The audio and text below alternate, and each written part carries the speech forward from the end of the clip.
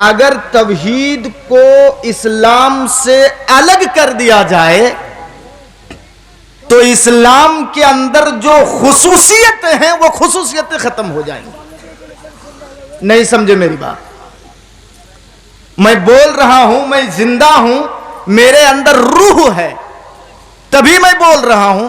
اگر روح نکل جائے تو اس باڈی کا کوئی ویلو نہیں ہے۔ اسی طریقے سے مذہب اسلام سے اگر توحید کو نکال دیا جائے تو پھر کوئی معنی نہیں رکھتا یہ اسلام، اور یہی سب سے اصل موضوع ہے۔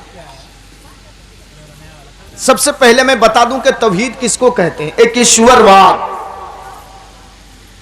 اور میں آپ کو اس انداز میں سمجھاؤں تب آپ سمجھیں گے۔ توحید آپ سمجھ نہیں پاتے ہیں کہ توحید مولانا یہ توحید کیا بول رہے ہیں۔ اللہ جو ایک ہے، لوگوں کے دماغ میں یہ بات بٹھا دینا اور اللہ کی طرف دعوت دینا کہ اس کائنات کا چلانے والا، دنوں رات کو بدلنے والا، انسان کو موت دینے والا، زندگی دینے والا، وہی ایک اللہ رب العالمین ہے۔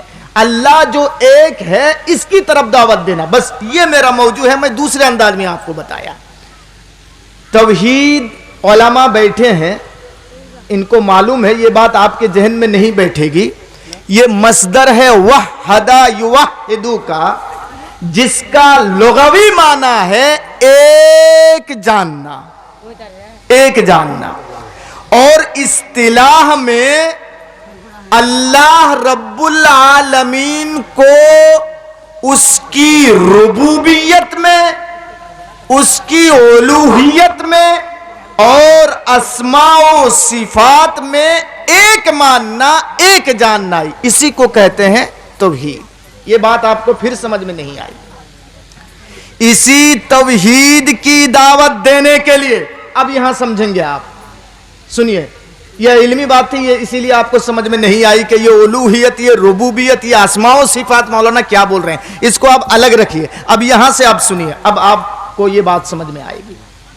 اسی توحید کی دعوت کے لیے اللہ رب العالمین نے نبیوں اور رسولوں کا سلسلہ جاری رکھا، اور جتنے بھی نبی آئے، جتنے بھی رسول آئے، جتنے بھی پیغمبر آئے، سب یہی توحید ہی کی دعوت دیتے رہے، ایک ایشورواد، ایک اللہ کی طرف لوگوں کو بلاتے رہے۔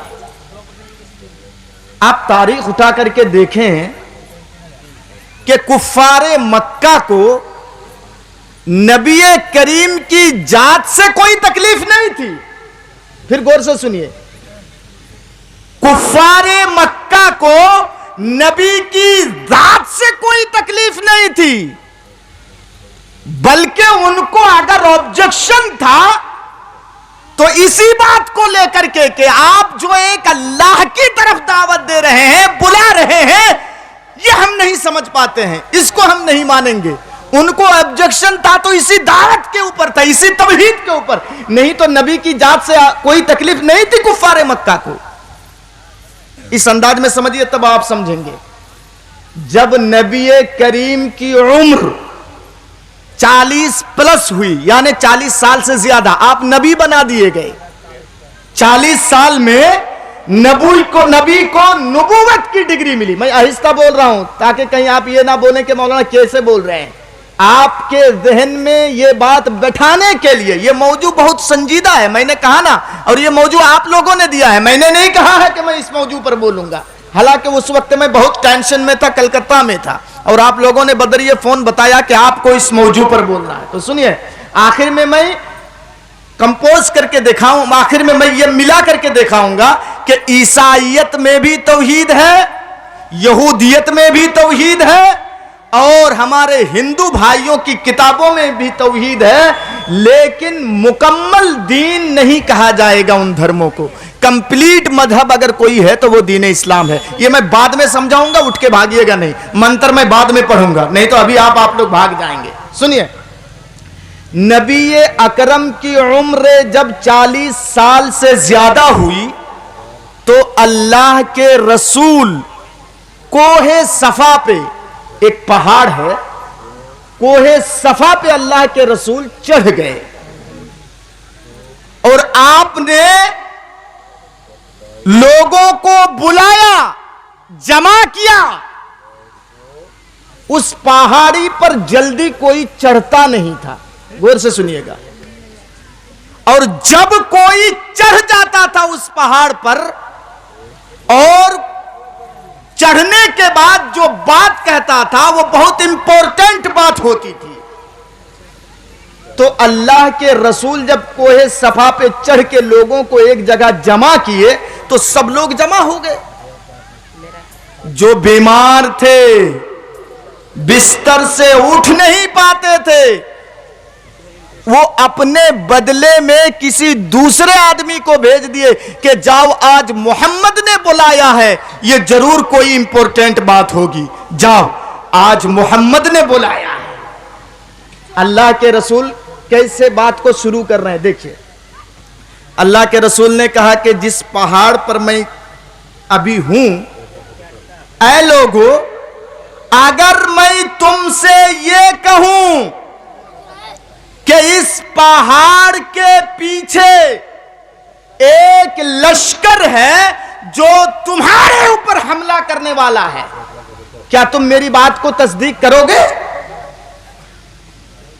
میں اوپر میں ہوں، میں دیکھ پا رہا ہوں، حالانکہ اللہ کے رسول نے اس انداز میں بھی کہا کہ کوئی ہے نہیں، کوئی لشکر نہیں ہے، لیکن میں اگر کہوں کہ اس پہاڑ کے پیچھے ایک لشکر ہے جو بہت ہی جلد تمہارے اوپر حملہ کرنے والا ہے، تو کیا تم لوگ میری بات کو مانو گے؟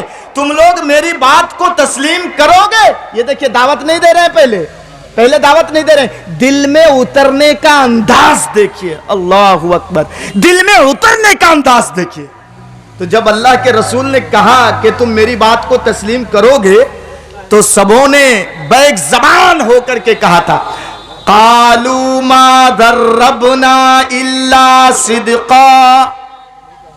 علماء بیٹھے ہیں، جانتے ہیں قالو یہ جمع مذکر کا صیغہ ہے، جمع مذکر کا صیغہ ہے، ایک نے نہیں کہا، جتنے بیٹھے تھے سبوں نے کہا ما ضربنا الا صدقا۔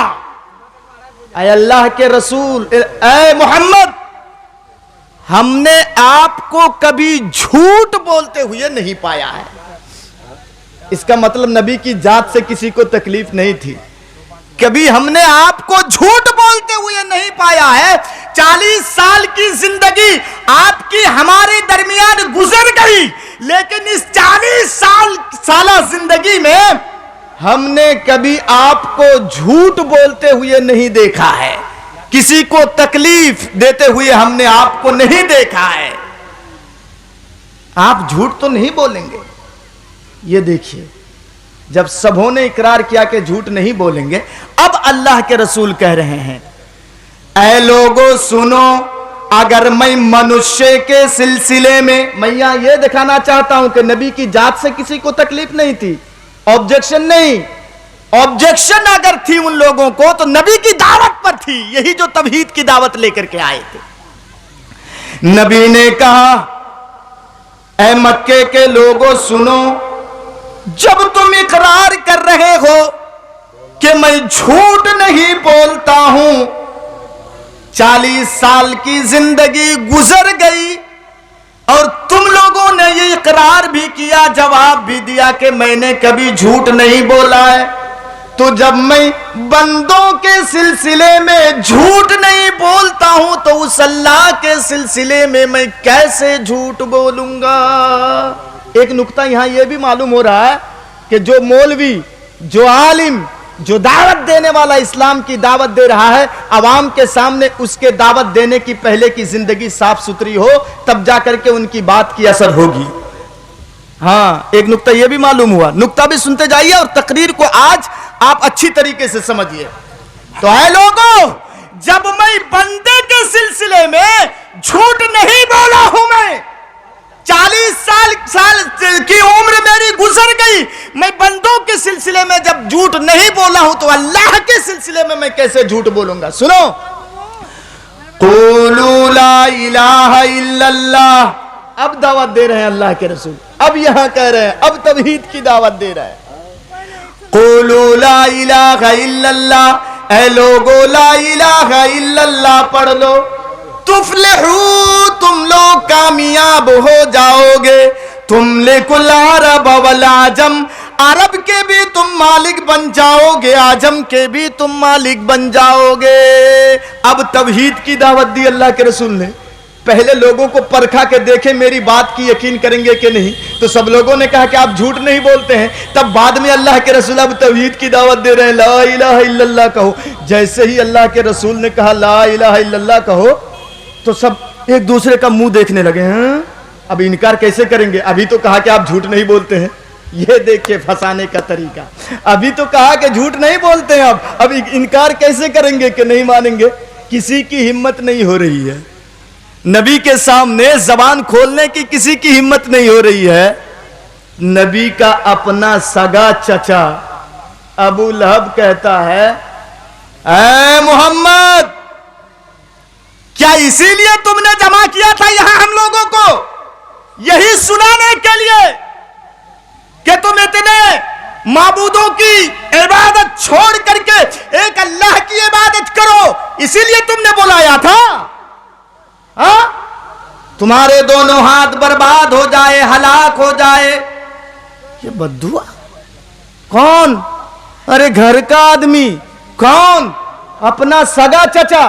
ایکشن لے لیا نبی نے، ایکشن کے جواب میں ریئیکشن نہیں لیا۔ یہاں سے ایک نقطہ یہ بھی معلوم ہوتا ہے کہ جو دعوت دے رہے ہیں نبی کو پاگل بھی کہا گیا، نبی کو مجنون بھی کہتے تھے، لیکن اللہ کے رسول ایکشن کا ریئیکشن نہیں لیتے تھے۔ اس پورے واقعے سے میں آپ کو یہ دکھا رہا ہوں کہ کفار مکہ کو نبی کی ذات سے کوئی آبجیکشن نہیں تھا۔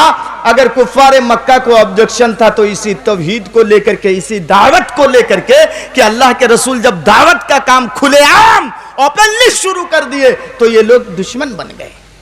اب آئیے حدیث دکھاؤں گا، سنیے۔ زمین کو کس نے بنایا ہے؟ اللہ نے۔ آسمان کو کس نے بنایا ہے؟ اللہ نے۔ ہم لوگوں کو کھانا پینا کون دے رہا ہے؟ اللہ۔ ارے اس کی ذات کو تھوڑا پہچاننا چاہیے، جو ہم لوگوں کو کھلا رہا ہے، پلا رہا ہے، یہ زمین یا آسمان بنایا ہے، تو تھوڑا دیکھنا چاہیے کہ وہ اللہ کے بارے میں کچھ معلومات ہونی چاہیے۔ سنیے، دنیا کے سارے لوگوں کو، ہر دھرم کے لوگ رہتے ہیں، مسلم، ہندو، آپ کے عیسائیت بھی ہے، یہودیت بھی ہے، جتنے لوگ ہیں دنیا کے اندر، ان کو اگر تقسیم کیا جائے، میری بات آج دھیان سے سننا، میں نے کہا نا کہ میں سنجیدگی کے ساتھ، آج میں تیز سپیڈ میں نہیں بولوں گا، آہستہ آہستہ آپ کے دماغ میں بیٹھا ہوں گا۔ دیکھیں، ان لوگوں کو دنیا میں جتنے لوگ ہیں اگر بانٹا جائے، تقسیم کیا جائے تو 3 حصوں میں بانٹا جائے گا۔ کتنے؟ 3 حصوں میں بانٹا جا سکتا ہے۔ نمبر 1، جو اللہ کو نہیں مانتے ہیں، کہ اللہ نام کی کوئی چیز ہے نہیں، یہ زمین آٹومیٹک بن گئی ہے، یہ آسمان آٹومیٹک بن کے تیار ہے، یہ ہاتھ جیسے آٹومیٹک اٹھتا ہے، یہ اللہ نام کی کوئی چیز نہیں ہے نا ایسے لوگ؟ ان لوگوں کو کہا جاتا ہے ناستک، جو بھگوان اگوان اللہ کچھ نہیں مانتے ہیں یہ لوگ۔ اچھا، نمبر 2، کچھ لوگ ایسے ہیں جو اللہ کو تو مانتے ہیں لیکن اپنے باپ دادے کے طریقے کے تناظر میں مانتے ہیں، ان لوگوں کو کہا جاتا ہے مشرک۔ اور ایک قسم ہے جو اللہ کو مانتے ہیں تو پہچان کر کے مانتے ہیں، یہ ہے اصل۔ ان لوگوں کو کہا جاتا ہے مومن۔ پہلے پہچانو پھر مانو، پہلے پہچانو پھر مانو، یہ ہے مومن۔ تو پہلے 2 قسم کے لوگ یہ جہنم میں جائیں گے، جو اللہ کا سرے سے انکار کر دیتے ہیں یہ جہنم میں جائیں گے، دوسری قسم کے لوگ بھی جہنم میں جائیں گے، اور تیسرے قسم کے لوگ یہ جنت میں جائیں گے جو مومن ہیں۔ اچھا کبھی کبھی دماغ میں یہ خیال آتا ہے نا، یہ سوال ہوتا ہے کہ زمین کو اللہ نے بنائی، اچھا ٹھیک ہے، آسمان اللہ نے بنایا، تو اللہ کو کس نے پیدا کیا؟ ہم لوگوں کو پیدا کیا اللہ نے، اللہ کو کس نے پیدا کیا؟ یہ سوال دماغ میں آتا ہے کہ نہیں؟ اصل میں انسان کی عقلیں محدود ہے، اور دنیا میں ہم دیکھ رہے ہیں کہ کوئی بھی چیز جب وجود میں آئے تو اس کا ایک سبب ہوتا ہے، سبب۔ تو یہ دماغ میں سوال کبھی کبھی آتا ہے، ہم لوگوں کو پیدا کیا اللہ نے، زمین کو پیدا کیا اللہ نے، تو اللہ کو کس نے پیدا کیا؟ یہ سوال آتا ہے، اللہ کو کس نے پیدا کیا؟ آئیے حدیث پاک ہم دیکھ لیتے ہیں کہ اللہ رب العالمین کو کس نے پیدا کیا۔ حدیث پاک دیکھیے، وعن ابی ہریرہ رضی اللہ تعالی عنہ قال قال رسول اللہ صلی اللہ تعالی علیہ وسلم ان الشیطان یأتی احدکم فیقول من خلق السماء فیقول اللہ عز وجل فيقول من خلق الأرض فيقول الله عز وجل فيقول من خلق الله فإذا أحس أحدكم بشيء من هذا فليقل آمنت بالله وبرسله رواہ احمد فی مسند ہی، امام احمد اس کو اپنی مسند میں اسی طریقے سے یہ حدیث لائے ہیں۔ سنیے اللہ کے رسول فرماتے ہیں، راوی حضرت ابو ہریرہ رضی اللہ تعالیٰ عنہ ہیں، اللہ کے رسول فرماتے ہیں کہ شیطان تم میں سے کسی کے پاس آتا ہے، شیطان آتا ہے اور تمہارے دماغ میں یہ سوال پیدا کر دیتا ہے کہ ارے آسمان کو کس نے بنایا، آسمان کو کس نے پیدا کیا؟ جب یہ جواب آ جاتا ہے کہ نہیں چلیے اللہ نے آسمان کو پیدا کیا، تو پھر وہ تمہارے دماغ میں یہ سوال ٹھوک دیتا ہے کہ زمین کو کس نے پیدا کیا۔ جب پھر تم یہ سمجھ جاتے ہو کہ چلو اللہ نے اس زمین کو پیدا کیا ہے، تو پھر شیطان تمہارے دماغ میں اور وسوسہ ڈالتا ہے، خیال یہ پیدا کر دیتا ہے کہ جب آسمان کو اللہ نے بنایا، زمین کو اللہ نے بنایا، تو اللہ کو کس نے پیدا کیا؟ اللہ کو کس نے پیدا کیا؟ جب اس طریقے کا سوال آ جائے تو آپ کیا کریں گے؟ کیا کریں گے آپ؟ اللہ کے رسول ایک سیف طریقہ بتا رہے ہیں، سیف کیا؟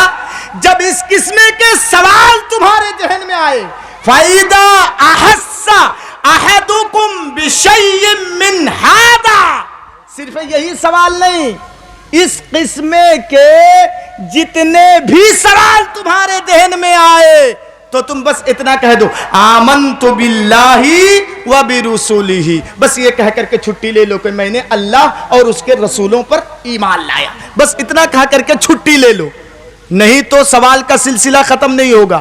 اللہ کو کس نے پیدا کیا؟ تو جس کو اللہ نے پیدا کیا ان کو کس نے پیدا کیا؟ یہ بیکار ہے، آپ کافر ہو جائیں گے اگر اتنے دور تک جائیں گے تو کیا بات سمجھ میں آئی آپ کو؟ اگر اس قسم کا سوال آئے تو نبی نے ایک سیف طریقہ بتا دیا ہے کہ تم اتنا کہہ دو کہ میں اللہ اور اس کے رسولوں پر ایمان لایا۔ الجھنا نہیں چاہیے، الجھنا نہیں چاہیے، سمجھے میری بات؟ میری بات سمجھ میں آئی آپ لوگوں کو؟ زمین کو کس نے پیدا کیا؟ کس نے؟ اللہ نے۔ آسمان کو کس نے پیدا کیا؟ اللہ نے۔ اللہ کو کس نے پیدا کیا؟ جب یہ سوال آئے تو اتنا کہہ دو آمنت باللہ وبرسولہ،